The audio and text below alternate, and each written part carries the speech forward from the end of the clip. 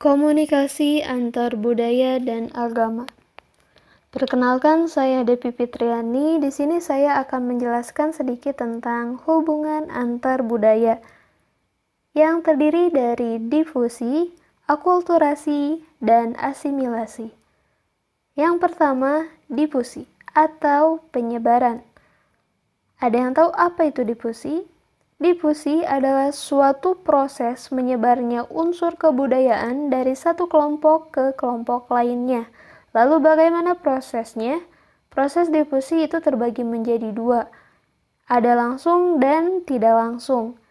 Langsung yaitu apabila unsur-unsur kebudayaan tersebut langsung menyebar dari kebudayaan pemberi ke suatu lingkup kebudayaan penerima.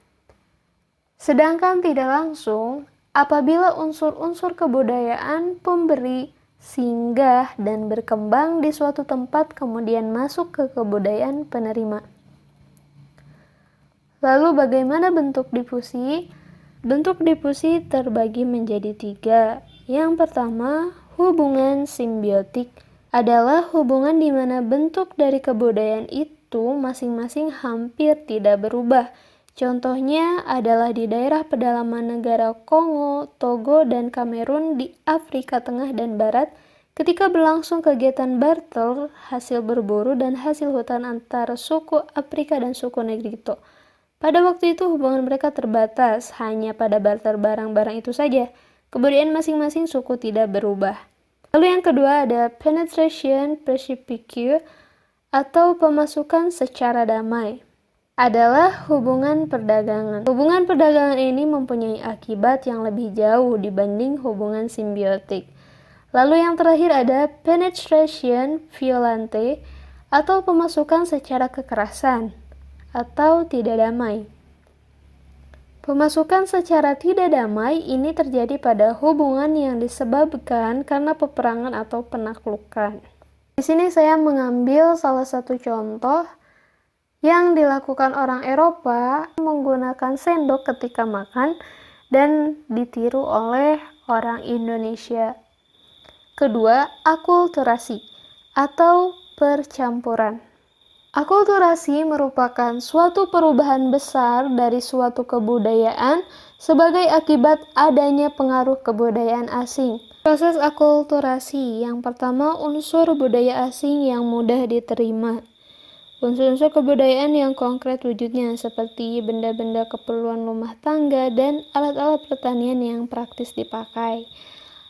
Itu salah satu contohnya. Lalu unsur budaya asing yang sulit diterima. Unsur-unsur kebudayaan yang wujudnya abstrak, misalnya paham atau ideologi negara asing.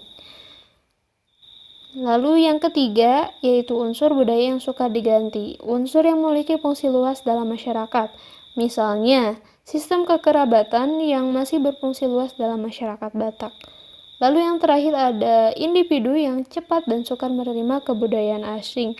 Dipandang dari sudut umur, individu-individu yang berumur relatif muda umumnya lebih mudah menerima unsur-unsur dari luar dibandingkan individu-individu yang berusia lanjut. Bentuk akulturasi. Yang pertama ada substitusi, di mana unsur budaya lama diganti dengan unsur budaya baru yang memberikan nilai lebih bagi para penggunanya.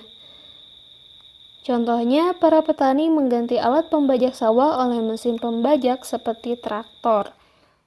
Yang kedua ada sinkretisme atau unsur-unsur budaya lama yang berfungsi padu dengan unsur-unsur budaya yang baru sehingga membentuk sistem baru.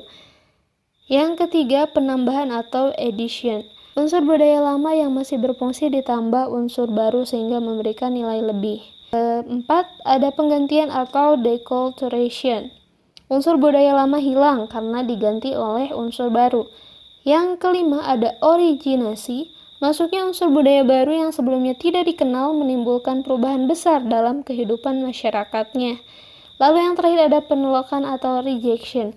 Akibat adanya proses perubahan sosial budaya yang begitu cepat menimbulkan dampak negatif berupa penolakan dari sebagian anggota masyarakat yang tidak siap Contoh di sini adalah kesenian barongsai yang awalnya berasal dari kebudayaan Tionghoa, kini telah berakulturasi dengan kesenian lokal. Yang ketiga, asimilasi atau pembaruan. Asimilasi merupakan proses perubahan kebudayaan secara total akibat membaurnya dua kebudayaan atau lebih, sehingga ciri-ciri kebudayaan yang asli tidak tampak lagi. Proses terjadinya asimilasi tergantung dengan faktor berikut. Yang pertama ada faktor pendorong, di mana terdapat toleransi, simpati, sikap terbuka, perkawinan. Lalu ada faktor penghambat, fanatisme, kurangnya pengetahuan kebudayaan, perasaan superioritas terisolasi, adanya in-group yang kuat. Bentuk asimilasi di sini cukup banyak. Yang pertama ada asimilasi budaya, asimilasi struktural, asimilasi perkawinan, asimilasi agama, asimilasi linguistik, asimilasi arsitektur. Dan di sini saya mengambil contoh di mana meleburnya kebudayaan Betawi dengan Tiongkok yang menghasilkan kebudayaan baru seperti tari lenong dan tari cokek. Mungkin itu saja yang bisa saya sampaikan, kurang lebihnya mohon maaf. Terima kasih. Wassalamualaikum warahmatullahi wabarakatuh.